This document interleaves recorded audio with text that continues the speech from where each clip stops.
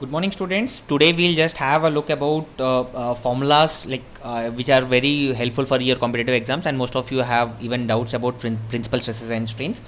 Now I'll not take much of your time. I'll fastly revise like what is principal stress and strain. First of all, you have to know what is meant by principal plane and what is meant by a principal stress. Principal plane is nothing but on that plane where we don't have a shear stress.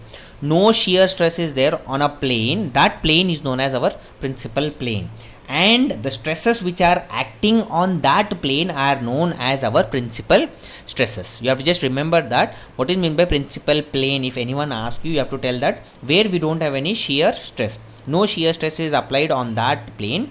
Like I'll tell you an example. If this is our member, and if this is our plane where we don't have our, this is our where tau is nothing but shear stress is equal to 0, if you see, then that plane is known as our principal plane, and the stresses which are acting on this plane. Let us take an example that here we have a normal force, and here we have this is our tangential force, and here we have a normal force. If you see, then that type of a force we call it as our principal stresses. Now how can we find out our principal stresses? If you see, we have two methods. One is our analytical method, we call. The second one we call it as about our graphical method. What is analytical method? Analytical method is nothing but we have to use some formulas. We have different formulas. By using that formulas, we have to find out our sigma n, which is nothing but normal stress, sigma t, which is nothing but our tangential stress, resultant stresses also we have to find out. But if we even have a graphical method, which is nothing but we have to use some graph sheets was given by Morse scientists. So using that one, we have to find it out. Now let us see like analytical method first, and then we will go with our graphical method. Now let us come with our analytical method. If you see, with analytical method, here I have written two types of methods which are available, but actually there are three. All the three I'll tell you, don't worry. In the first case, if you see here, what he telling is, if you have a member like this and if you have a single force, fine. So first one you can see here, stresses in one plane. So one plane is nothing but, you can see in this plane I have applied my force. It might be a load P. Sometimes he'll give you a load P, or sometimes he'll give you a direct stress sigma. Fine.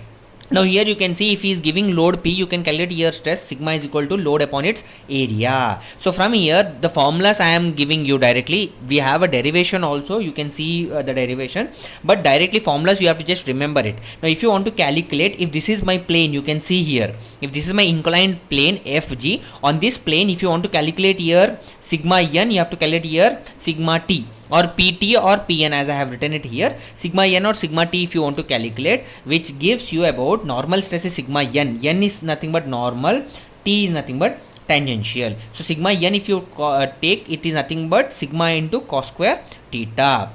Tangential stress if you want to calculate, which is equal to sigma by 2 into sin 2 theta. Now when normal stress will be maximum? When theta value is equal to 0. So if you substitute here sigma square. Why? Because cos theta, what is cos theta? Cos 0.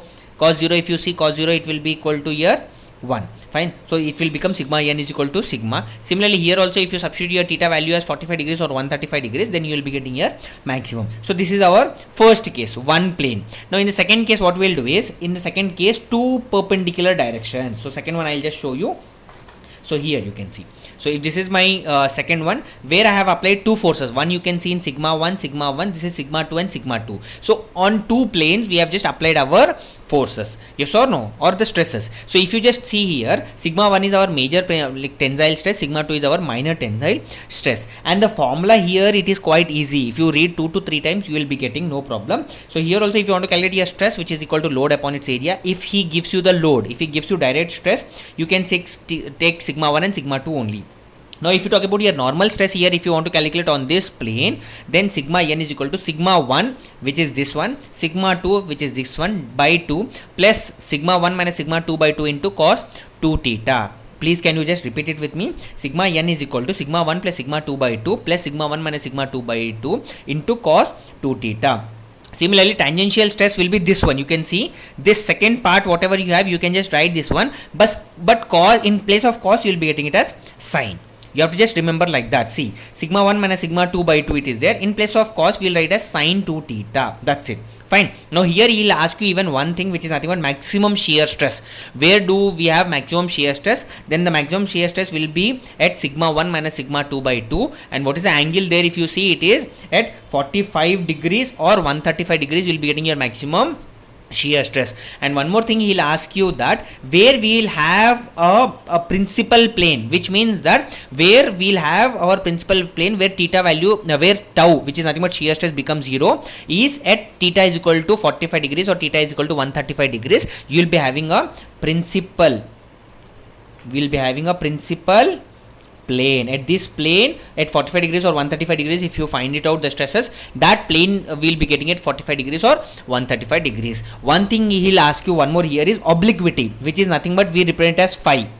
We represent as phi, which is equal to tan phi is equal to sigma t by sigma n. So here I have just given you about principal plane, that is equal to theta is equal to 0 or 90 degrees. So this is our second method. You can just see where we have two different, like sigma 1, and we have the forces which we have applied on our two perpendicular planes. Fine. Now third one, if you see, in third case, what is the difference in third case? If you see, we have sigma 1, we have sigma 2.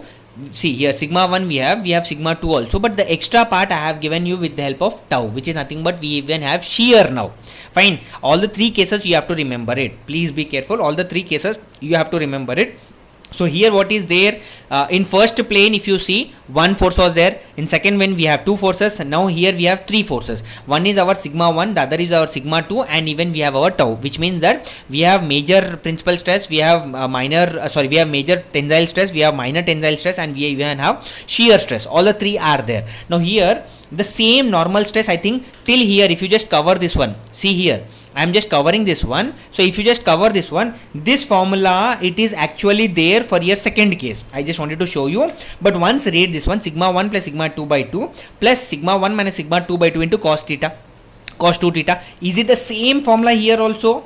Yes or no? Sigma 1 plus sigma 2 by 2 plus sigma 1 minus sigma 2 by 2 into cos theta. Cos theta is also same. Yes, the same formula if you read once, here in the third case also you can just take it out. But you have to just add. Why? Because here tau is been there. Tau has been added, shear stress has been added. So here plus tau sine 2 theta. Here if you are getting cos, then here it will be a sine. Similarly, tangential. So tangential, here I have given you a formula, sigma t is equal to sigma 1 minus sigma 2 by 2 into sine 2 theta. Same I have written, sigma 1 minus sigma 2 by 2 into sine 2 theta. If tau sine 2 theta here you will be getting, here you will be getting as minus tau cos 2 theta. There is this difference is only there when you will be getting here tau value. There is not much difference. Fine. Why? Because this formulas, it is already there in your second case. Only this one you have to remember.